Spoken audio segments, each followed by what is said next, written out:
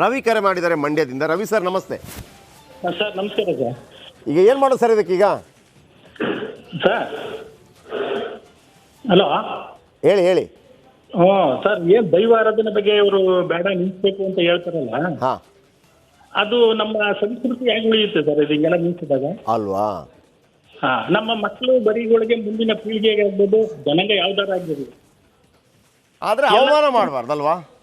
ಏನು ಮಾಡಲೇಬಾರ್ದು ಸರ್. ಇದನ್ನ ಬೇಕು, ಇದು ಅವಶ್ಯಕತೆ ಇದೆ. ಯಾಕೆಂದ್ರೆ ನಾವು ಹಿಂದಿನಿಂದ ಸಂಪ್ರದಾಯ ಮಾಡ್ಕೊಬಂದಿರುವಂತ ಜನಾಂಗ. ಖಂಡಿತ ಖಂಡಿತ ಖಂಡಿತ. ಅದನ್ನ ಇವ್ರು ಯಾರೋ ಒಬ್ರು ಇವರ ಕಾಟಾಚಾರಕ್ಕೆ ಒಬ್ರು ಬೇಡ ಅಂತ ಅವನ ತಲೆ ತರ ಎಲ್ಲರ ತಲೆ ಇರುತ್ತಾ? ಕರೆಕ್ಟು. ಯಾರ ತಲೆಯಲ್ಲಿ ಇರಲ್ಲ. ಅವ್ರವ್ರ ವೈಯಕ್ತಿಕವಾಗಿ ಅವ್ರ ಭಾವನೆ. ಕೆಲವರು ದೈವ ಬಿಟ್ಟು ಕೆಲಕ್ಕೆ ಹೋಗಲ್ಲ. ಕೆಲವರು ಅದು ಬೇಡ ಅಂತಾರೆ, ಬೇಕಿಲ್ಲ ಅವ್ರು ಬಿಟ್ಬಿಡ್ಲಿ. ಓಕೆ. ಹಾ, ಮಕ್ಕಳು, ಇವತ್ತಿನ ಮಕ್ಕಳು ಈ ಫ್ಯೂಚರ್, ಈಗ ನಮ್ಮ ತಂದೆ ಈಗ ನಾವು ಇಷ್ಟು 500 ವರ್ಷದಿಂದ ಯಾಕೆ ರಾಮ ಮಂದಿರಕ್ಕೆ ಹೋರಾಟ ಇವತ್ತು ಅಷ್ಟೊಂದು ಅದ್ದೂರಿಯಾಗಿ ಮಾಡ್ಬೇಕಾಗಿತ್ತು? ಅದನ್ನ ನೀವು ನೆನಪಲ್ಲಿ ಇಟ್ಟ ಕಾರಣಕ್ಕಾಗಿ ಮಾಡ್ಲಿಕ್ಕೆ ಆಯ್ತು, ಇಲ್ಲಾಂದ್ರೆ ಮುಗ್ದೋಗ್ಬಿಡುತ್ತಿತ್ತಲ್ವಾ? ಮುಗ್ದೋಗ್ಬೋದು. ಈಗ ನಾವು ಒಂದು ಮನೆ ಮಾಡ್ಬೇಕು ಅಂತ ಮಕ್ಳಿಗೆ ಮನಸ್ಸು ಕನ್ಸ್ಕೊಂತೀವಿ, ಅದು ಕಾಣ್ದೆ ಹೋದ್ರೆ ಮನೆಯಲ್ಲಿ ಮಾಡಕ್ಕಾಗುತ್ತೆ ನಾವು? ಸೊ ಹಾಗಾಗಿ ಅದು ಟಿವಿಗಳಲ್ಲಿ ಸಿನಿಮಾಗಳಲ್ಲಿ ತೋರಿಸೋದು ತಪ್ಪಲ್ಲ, ಆದ್ರೆ ಅವಮಾನಿಸಿ ತೋರಿಸಬಾರ್ದು. ತಪ್ಪು. ಅದೇ ಅವಮಾನ ಅನಾಚಾರ ತೋರ್ಬಾರ್ದು ಅದ್ರಲ್ಲಿ ಅಷ್ಟೇ. ಈ ತೋರೋದ್ರಲ್ಲಿ ಮ್ಯಾಕ್ಸಿಮಮ್ ಈಗೆಲ್ಲ, ಈಗ ಯಾಕಂದ್ರೆ ದೇವ್ರಿಗೆ ಕೆಟ್ಟದ್ ಮಾಡಕ್ ಹೋದ್ ಮನ್ಸನ್ಗೆ ಅವ್ನಿಗೆ ಏನಾಯ್ತು ಅನ್ನೋದೆಲ್ಲ ಅದ್ರೊಳಗೆ ತೋರಿಸುತ್ತೆ. ಕರೆಕ್ಟ್ ಕರೆಕ್ಟ್ ಕರೆಕ್ಟ್ ಅಲ್ವಾ? ಕರೆಕ್ಟ್. ದೇವರ ವಿರುದ್ಧವಾಗಿ ಮಾಡಿದಂತ ಸಂದರ್ಭದಲ್ಲಿ ದೇವರು ಯಾವುದೇ ಕಾರಣಕ್ಕೂ ಪ್ರತಿಯೊಬ್ಬರಿಗೂ ಒಂದು ಆದರ್ಶ ಇದ್ದಂಗೆ ಅವನ ಮೇಲೆನೇ ಈ ಜಗತ್ತು ನಡೀತಾ ಇರೋದು. ಬ್ಯೂಟಿಫುಲ್. ಏನು ಸಕ್ಕದಾಗಿ ಹೇಳಿದ್ರಿ ರವಿ ಅವರೇ ಎಷ್ಟು ಅದ್ಭುತವಾಗಿ ಹೇಳಿದ್ರಿ. ಈ ತರ ಮಾಡಿದ್ರೆ ತೊಂದರೆ ಆಗತ್ತೆ ಅಂತಲೂ ಕೂಡ ಅದರಲ್ಲೇ ತೋರಿಸ್ಬೇಕಾಗತ್ತೆ ಅಂತ. ಈಗ ತೊಂದರೆ ತೋರಿಸ್ಬಿಟ್ಟೆ ಅವರು ಫಸ್ಟ್ ಕೆಟ್ಟದ್ ಮಾಡಿದವ್ರ ಮೇಲೆ ಇಂಚರ ಒಳ್ಳೇದು ಹೆಂಗಾಗ್ತದೆ, ದೇವರ ನಿಂದಿಸಿದಾಗ ಅತಿಂದ ಎಷ್ಟು ಒಳ್ಳೇದಾಗ್ತದೆ ಅನ್ನೋದೇ ತೋರಿಸುದು. ಹೌದು ಹೌದು, ಫ್ಯಾಂಟಾಸ್ಟಿಕ್ ರವಿ ಅವರೇ, ಭಾಳ ಅದ್ಭುತವಾಗಿ ಹೇಳಿದ್ರಿ. ಇಂಥದ್ದನ್ನು ಕೆಟ್ಟದನ್ನು ಮಾಡಬಾರ್ದು, ಅಪಹಾಸ್ಯ ಮಾಡಿ ತೋರಿಸಬಾರ್ದು ಅಂತ ತೋರಿಸೋದು ಕೂಡ ಮಾಧ್ಯಮದಲ್ಲೇ ಅಂತ. Thank you. ಮತ್ತೊಬ್ಬರು ಕರೆ ಮಾಡಿದ್ದಾರೆ, ಬೆಂಗಳೂರಿಂದ ರಮೇಶ್ ಸರ್ ಕರೆ ಮಾಡಿದ್ದಾರೆ. ರಮೇಶ್ ಅವರೇ ನಮಸ್ಕಾರ. ನಮಸ್ಕಾರ ರೀ. ಹೇಗಿದ್ದೀರಿ? ಸ್ಯಾಟರ್ಡೆ ತುಂಬಾ ಆರಾಮಿದ್ದೀವಿ. ಒಳ್ಳೆ ವಿಷಯ ಕೊಟ್ಟಿದ್ದೀರಾ.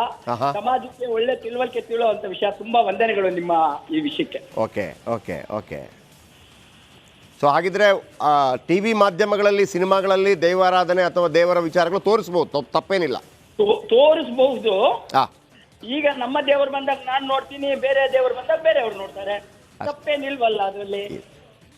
ಆದ್ರೆ ಎಲ್ಲೂ ಕೂಡ ಅದನ್ನ ಒಂದು ರೀತಿಯಲ್ಲಿ ಕಾಮಿಡಿ ಪೀಸ್ ತರ ಮಾಡಬಾರ್ದು ಅಂತ. ಕಾಮಿಡಿ ಪೀಸ್ ಅಂದ್ರೆ ಪ್ರತಿಯೊಬ್ಬರಿಗೂ ಕಾಮಿಡಿ ಅಥವಾ ಅಸಭ್ಯವಾಗಿ ಮಾಡೋದು ನಮ್ಮ ಹಿಂದೂ ಧರ್ಮದ ಪ್ರಕಾರ ತಪ್ಪಾಗುತ್ತೆ. ನಾವು ಹಿಂದೂ ಧರ್ಮದಿಂದ ಬದುಕಿ ನಮ್ಮ ದೇಶ ಪ್ರಪಂಚದಲ್ಲಿ ಒಂದೇ ಇರೋದ್ರಿಂದ ಅದನ್ನ ಫಾಲೋ ಮಾಡಿ, ಯಾವುದೇ ಧರ್ಮ ಇರಲಿ ಸಮನಾದ ಗೌರವ ಕೊಟ್ಟು ನಾವು ಅವ್ರಿಗೆ ಅವಮಾನ ಮಾಡೋ ಹಾಗಿಲ್ಲ, ಅವ್ರು ನಮ್ಗೆ ಅವಮಾನ ಮಾಡೋ ಹಾಗಿಲ್ಲ. ಖಂಡಿತ. Thank you Ramesh. ಹೇಳಿ.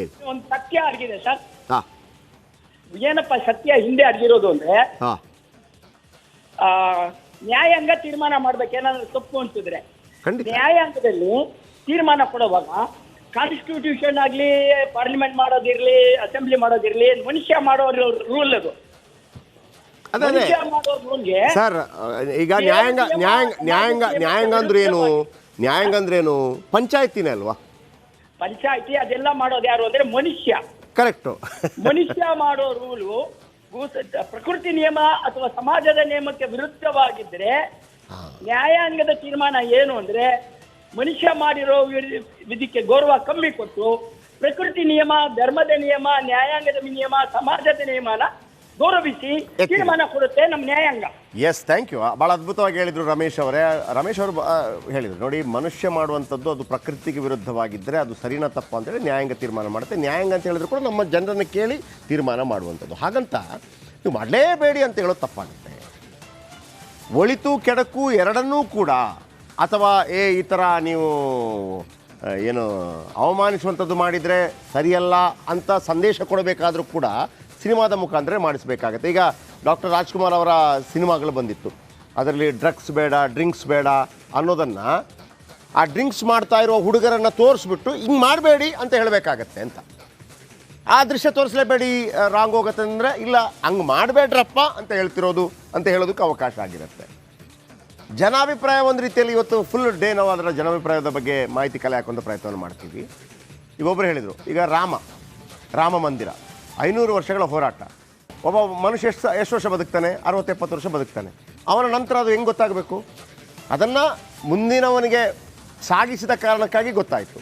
ಹಾಗೆಯೇ ದೈವಾರಾಧನೆಗಳ ಬಗ್ಗೆ, ನಮ್ಮ ವಿಶೇಷತೆಗಳ ಬಗ್ಗೆ ಸಿನಿಮಾ ಮುಖಾಂತರ, ಮೊದಲೆಲ್ಲ ಕಾದಂಬರಿಗಳ ಮುಖಾಂತರ, ಬರೆದಿಡುವ ಮುಖಾಂತರ, ಚಿತ್ರಕಲೆಗಳ ಮುಖಾಂತರ, ಈಗ ಇರುವಂಥ ದೊಡ್ಡ ಮಾಧ್ಯಮ ಸಿನಿಮಾಗಳು. ಆದರೆ ಎಲ್ಲೂ ಕೂಡ ಅವಮಾನ ಮಾಡಬೇಡಿ, ಅದರ ಶ್ರೇಷ್ಠತೆಯನ್ನು ಹೇಳಿ, ತಪ್ಪೇನಿಲ್ಲ ಅನ್ನುವಂಥ ಅಭಿಪ್ರಾಯ ವ್ಯಕ್ತವಾಗ್ತಾ ಇದೆ. ಇವಿಷ್ಟು ಈ ಕ್ಷಣದ ಸುದ್ದಿ. ರಿಪಬ್ಲಿಕ್ ಕನ್ನಡ, ಇದು ನಿಮ್ಮ ಧ್ವನಿ. ನಮಸ್ಕಾರ.